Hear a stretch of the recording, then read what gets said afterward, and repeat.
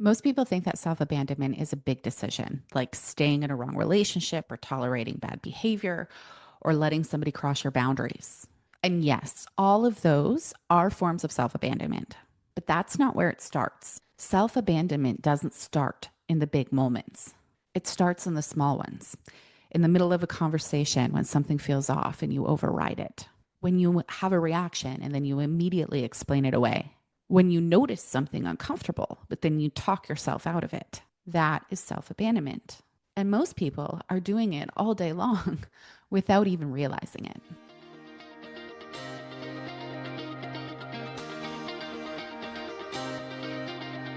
Hi, guys, I'm Jackie, and I'm here to help you see all of the patterns that keep repeating in your relationships, especially when you've done healing work and you understand your triggers and you know how to communicate, but you still find yourself in the same loops. And one of the biggest things happening underneath all of it is this: self abandonment isn't just what you tolerate, it's not just what you allow, it's not just the relationship you stay in, it's what you do with your internal experience.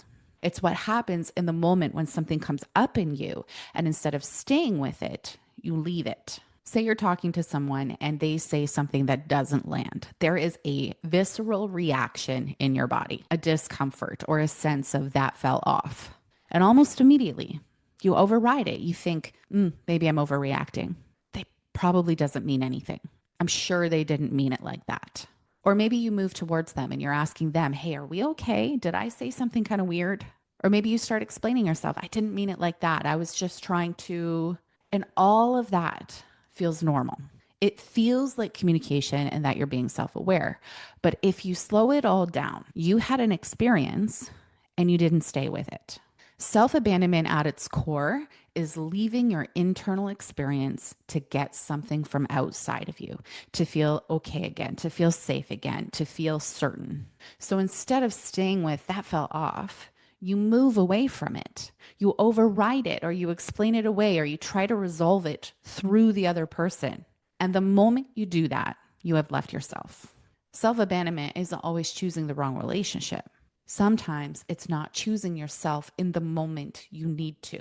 And this is why so many people miss it, because it doesn't look like self abandonment. It looks like being understanding and being empathetic and being a good communicator and giving somebody the benefit of the doubt.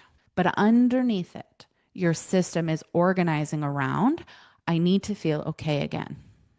And you're trying to get there by leaving what you felt. So what happens is you keep having experiences that feel off, but you never fully register them. You keep overriding them. You keep explaining them away or resolving them externally. And then later, you're confused. You're like, why do I feel disconnected? Why do I not trust myself?